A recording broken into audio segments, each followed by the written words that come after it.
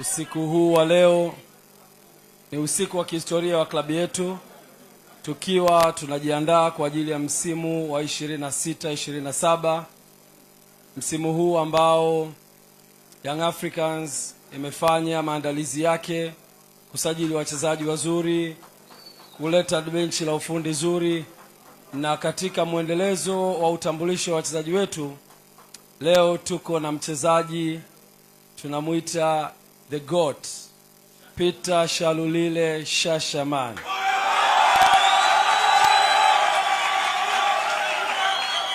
Ni furaha kwa wanayanga, ni furaha kwa mpira wa Tanzania, tukiwa tunaelekea kwenye mashindano makubwa kwenye hatua ya klabu yetu ya Young Africans ndani ya nchi na mashindano ya kimataifa.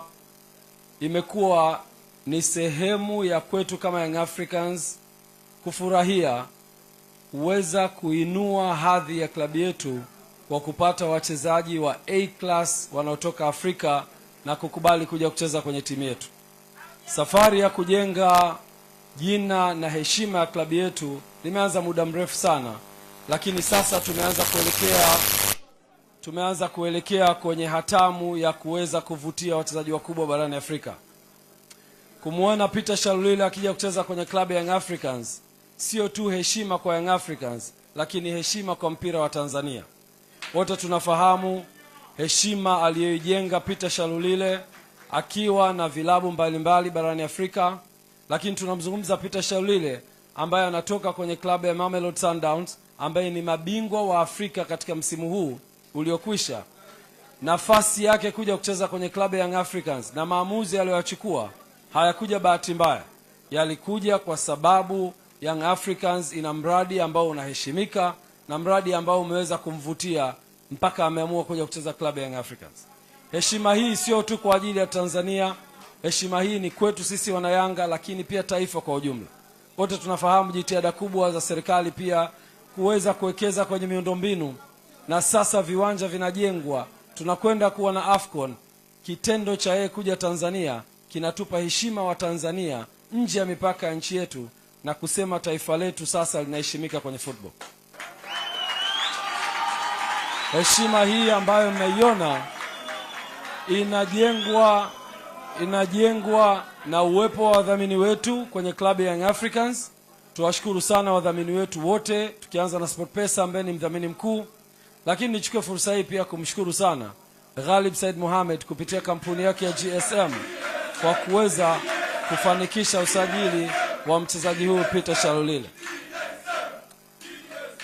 Natamani muelewe ya kwamba sifa kubwa aliyokuwa nayo Peter Shalulile katika bara la Afrika tunaweza tukaizungumza usiku kucha hapa. He is the all-time top scorer wa ligi kuu ya South Africa PSL.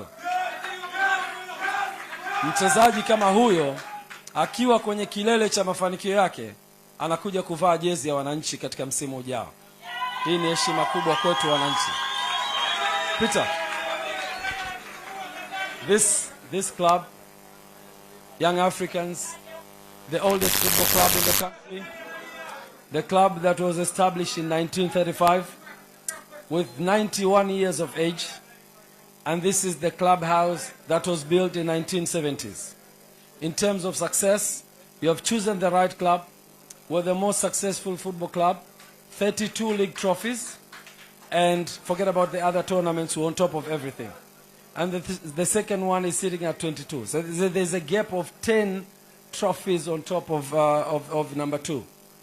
Next season, we have the biggest obligation, number 1, to retain our trophies, and it's going to be the record for the 6th time winning this.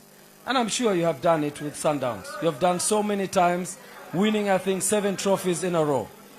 So we're going to win the 6th one next season, and you will be part of this flag, carrying the flag of Young Africans. But moreover, we want also to do well in the Champions League. And you become the champions. You have the recent trophy and the medal of CAF Champions League. And we want you also to bring the medal of CAF Champions League to this club of Young Africans, which is going to be part of your family next season.